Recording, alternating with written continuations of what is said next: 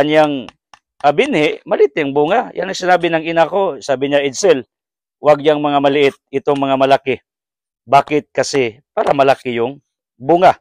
So, I let you see this. Sana ganito kalaki yung mga biyaya nyo sa taong ito, 2025. So, anong gagawin natin? Dito, kailangan kong diligan itong mga binhi natin. Ito ang dollars natin. Yung ibang mga makitid ang utak, hindi nila siguro alam na napakamahal ng kakao dito sa Bohol. Kasi dito tayo sa Bohol, ang kilo dito is 600 per kilo.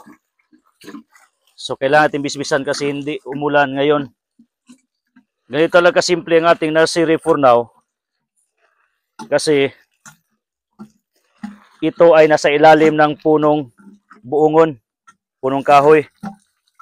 Ito, itong kakao natin. So, kailangan natin na diligan ito. At isa pa, kailangan nating diligan itong coconuts, itong mga binhi. Meron ko ipakita sa inyo, Tors. Ito, Tors, oh. Pakita nyo. Wow, kapan. Grasshoppers, ano nangyari ito? Unique yan eh. Mag-ina. Kasi hindi naman ito mag-asawa eh. Kasi maliit yung isa. I don't know. Mag-asawa? Okay. Mabuti pa to. Labing. Kayo? Hindi ko alam kung labing ba kayo sa inyong mga relationship. Sana nga. So, ganito. Marami tayong mga binhi dito. We are preparing this for the rainy season. So, bakit diligan itong mga seedlings natin? Kasi dali ra siyang malaos kay gamay rang iyang polyethylene bags. Kinahanglan butangan sa tubig, i-maintain, i-sustain gid siya.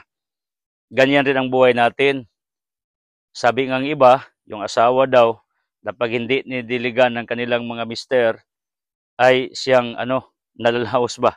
So, it's true. Even relationship, there should be sprinkling of love, care, and even understanding. Ganyan rin ang tanim. Didiligan natin ng tubig upang ito'y mabuhay.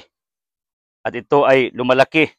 So, ganyan naman talaga ang lahat ng bagay pag hindi natin pinalagahan, mamatay or mawala. Money or relationship or everything, anything that God has established to you, that God has given to you, entrusted to you, that's what we call good stewardship. So, kailangan natin na tayo ay isang magandang steward or yung tagapangalaga ng mga bagay na pinahiram sa atin. Kahit buhay natin, hindi sa atin. So, ganyan, palagahan natin. So, it's a matter of caring yung mga tanim. It's a matter of culturing it or cultivating the land in order it will grow. And one day, yung tanim, magbigay sa atin ng biyaya, yung bunga nila. Yan ang kanilang gratis ating pag-alaga sa kanila.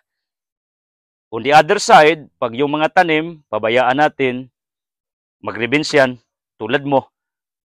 Ang hilig mag-rebins, ako nga, isang content creator, isang preacher, alagad ko sa Ginoo, pero sometimes, nadadala ako ng emosyon ko. Kasi, nagagalit talaga